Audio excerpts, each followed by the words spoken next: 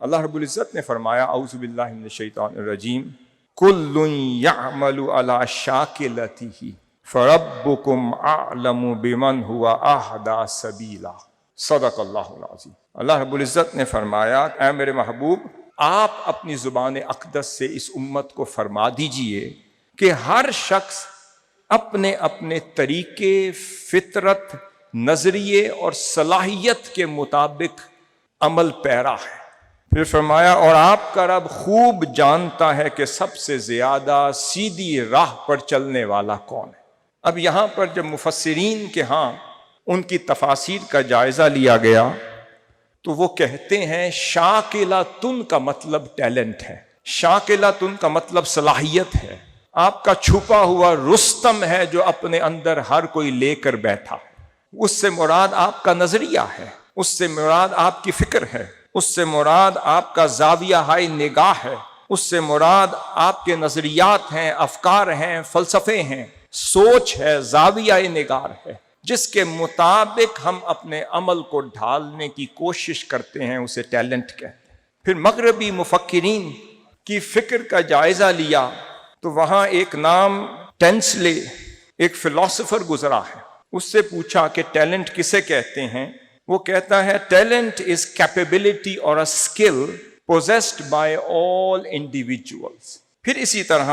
ایک اور فلاسفر گزرا ہے گیلاڈو، جو 2013 میں جس نے ڈیفائن کیا ٹیلنٹ کو، وہ کہتا ہے سوچنے سمجھنے کی ایکسکلوسیو صلاحیت کو ٹیلنٹ کہتے ہیں۔ جب ہم یہ سمجھ گئے تو اس ٹیلنٹ کو عربی زبان میں الموہبہ کہتے ہیں اور اسے الملکہ بھی کہتے ہیں عربی زبان میں۔ قرآن مجید میں اللہ رب العزت نے فرمایا وَرَفَعَ بَعْضَكُمْ فَوْقَ بَعْضٍ دَرَجَاتٍ، سورۃ الانعام میں فرمایا کہ ہم نے بعض لوگوں کو بعض پر فوقیت عطا کی۔ اب سوال یہ پیدا ہوا کہ یہ فوقیت کس بنیاد پر اللہ رب العزت نے قرآن مجید میں جو ارشاد فرمایا وہ عطا کی؟ سمجھ آ گئی کہ اس فوقیت کی بنیاد بھی وہ ٹیلنٹ ہے،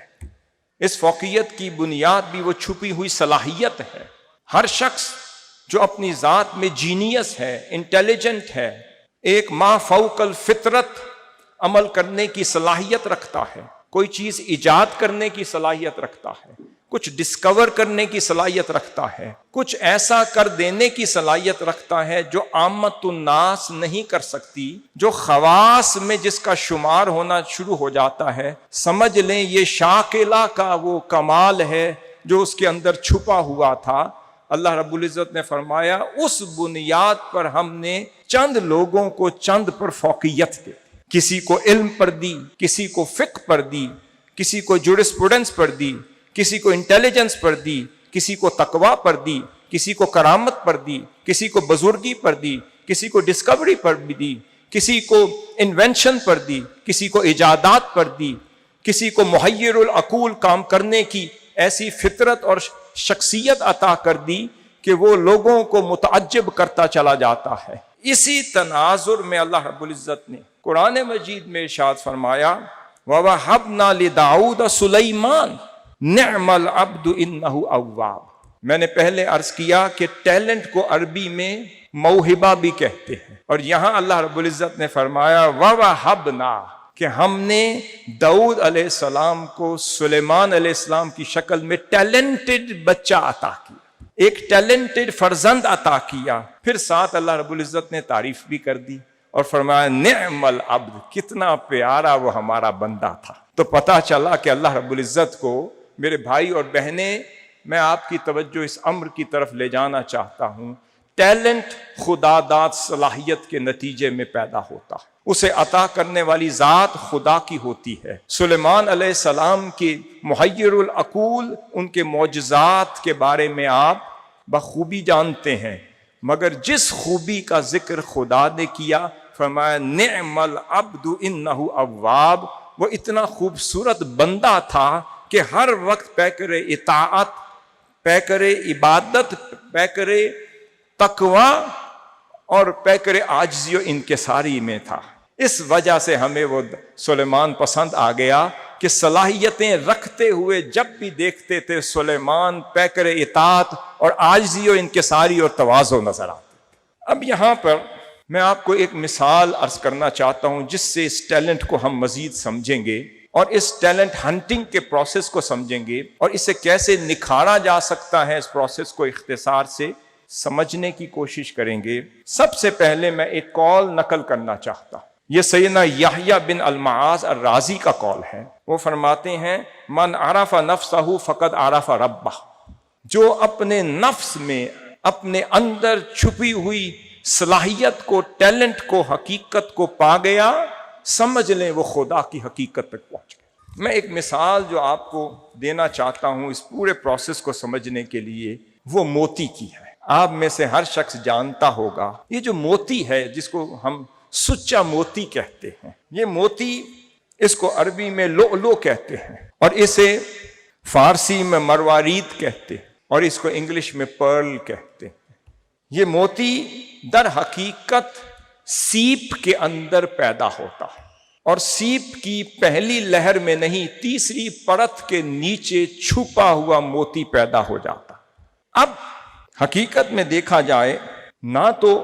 ہر شخص اس سیپ تک پہنچ سکتا ہے جس میں موتی چھپا ہوا ہے، اور نہ ہر جوہری موتی چن سکتا ہے، نہ ہر صاحب نظر جو ہے اور سیپ تک پہنچ سکتا ہے جس میں موتی چھپا کے رکھا ہے اس قدرت نے۔ اب اس کا پروسیس کیا ہے کہ یہ موتی دو طریقے سے روایات کے مطابق پیدا ہوتا ہے۔ ایک روایت کے مطابق کچھ دنیا کے سمندر ایسے ہیں جن کے اندر یہ سیپ پیدا ہو جاتے ہیں، اور وہ ایک سمندری کیڑا ہوتا ہے جو سائنٹیفکلی جو ایگریڈ اپون جو فارمولا ہے میں اس کے مطابق عرض کرنے لگا ہوں کہ سمندری کیڑا اپنی رہائش کے لیے سیپ ڈھونڈتا ہے یا پیدا کرتا ہے۔ ان سیپ کے اندر جب کوئی سمندر کا ذرہ منتقل ہو جائے یا کوئی شے منتقل ہو جائے تو وہ کیڑا کیا کرتا ہے، وہ اپنا لعاب اس ذرے کو لگانا شروع کر دیتا ہے۔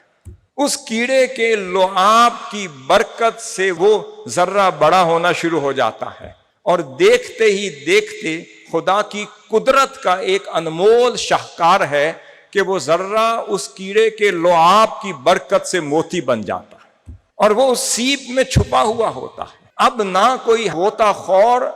اس تک پہنچ سکتا ہے، نہ ہر شخص کو اس سیپ کی پہچان ہوتی ہے جس سیپ میں خدا نے وہ موتی چھپا کے رکھا۔ اسی طرح ایک پرانی روایات کے مطابق، جس کو ہم روایات متروکہ نہیں کہتے مگر روایت موجود ہے، وہ کہتے ہیں آب نیساں کا می برستا ہے، جب بارش ہوتی ہے ایک خاص مخصوص دور میں، موسم میں، ایام میں، تو جب وہ آب نیساں جب برستا ہے بارش کی شکل میں تو سمندر میں چھپی ہوئی سیپ وہ سمندر کی سطح پر آ کر اپنا منہ کھول دیتی ہے۔ پھر بعض اوقات یہ ہوتا ہے وہ شبنمی قطرے، آب نیساں کے وہ قطرے اس کھلے ہوئے سیپ کے منہ میں گرنا شروع ہو جاتے ہیں۔ جس سیپ کو وہ قطرہ نصیب ہو جائے اور جتنا بڑا وہ قطرہ ہوتا ہے اتنا بڑا وہ موتی اللہ تعالیٰ بنا دیتا ہے۔ یہ سیپ نہ ہر سمندر میں پائے جاتے ہیں، نہ یہ سیپ ہر موسم میں ہوتے ہیں، ان جغرافیائی حالات بھی ان کے مختلف ہوتے ہیں، آب و ہوا بھی مختلف ہوتی ہے، علاقے بھی مختلف ہوتے ہیں، ممالک بھی مختلف ہوتے ہیں، اور وہاں کے سمندروں میں پھر بڑے بڑے صاحب نظر غواص یا غوطہ خور یا صاحب نظر جوہری پھر غوطہ خوری کے ذریعے سے ان سیپ کو چن کے لاتے ہیں، اور پھر ان کی نگاہ اتنی تیز ہوتی ہے کہ وہ ان سیپ کو چن لیتے ہیں جن میں اللہ رب العزت نے موتی چھپا کے رکھے۔ اب یہ جو ٹیلنٹ ہنٹنگ کا پروسیس ہے میں آپ کو بتا رہا ہوں، یہ اسی طرح ہے جس طرح ایک قابل ذکر، ایک صاحب نظر، ایک فراست اور ایک بصیرت کا پیکر، وہ جوہری، وہ صاحب حکمت و نظر، وہ معمار، وہ لیڈر، وہ ان سیپ کو پکڑتا ہے جن کے اندر سچے موتی چھپے ہوئے ہوتے ہیں۔ اسے موتیوں کی قدر کا بھی پتا ہوتا ہے، قیمت کا بھی پتا ہوتا ہے، پھر وہ اس مارکیٹ میں لاتا ہے، انہیں نکھارتا ہے، انہیں اجلا کرتا ہے، انہیں پالش کرتا ہے، انہیں گروم کرتا ہے، انہیں اتنا خوبصورت بنا کر اس مارکیٹ میں لے آتا ہے جہاں اس کی قدر و قیمت جاننے والے لوگ رہتے ہیں۔ وہ قدر شناسوں میں اس موتی کو لاتا ہے۔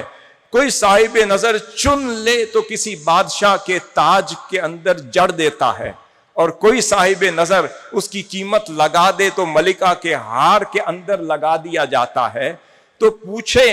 والے نے پوچھا، اے صاحب نظر تو نے سیپ کو کیسے پہچانا؟ اس نے کہا یہ میرا کمال نہیں، یہ اس کی عطا کردہ نظر کا کمال تھا کہ میں نے جس سیپ کو کھولا اس میں موتی ہی پایا۔ ان موتیوں کے اندر بھی اللہ رب العزت نے کئی قسموں کے رنگ رکھ دیے۔ جو میں پوائنٹ آپ کے سامنے پیش کرنے لگا ہوں، اس کا مطلب صرف موتی چننا بھی بڑی بات نہیں، ان کی بھی اقسام ہیں۔ کسی کو اللہ رب العزت نے سفید رنگ کا موتی بنایا، کوئی سیاہی مائل موتی ہے، کوئی سبز رنگ کا موتی ہے، کوئی گہرے سیاہ رنگ کا موتی ہے،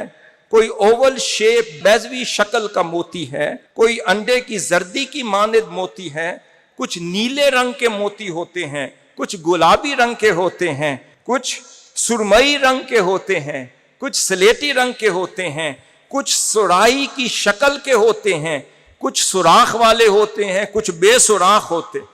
اب ہر ٹیلنٹ کے اندر بھی ٹیلنٹ چھپا ہوا ہوتا ہے، اور ہر ٹیلنٹ کے اندر مائکرو ٹیلنٹ چھپا ہوتا ہے۔ اس لیے آقا صلی اللہ علیہ وسلم نے فرمایا اتقوا فراست المؤمن فإنه ينظر بنور اللہ۔ اگر اللہ کے نور سے دیکھنے والا صاحب فراست مومن آ جائے تو وہ چھپے ہوئے موتیوں کے اندر بھی اس نسل کا موتی چن لیتا ہے جس کا وہ دور ہوتا ہے۔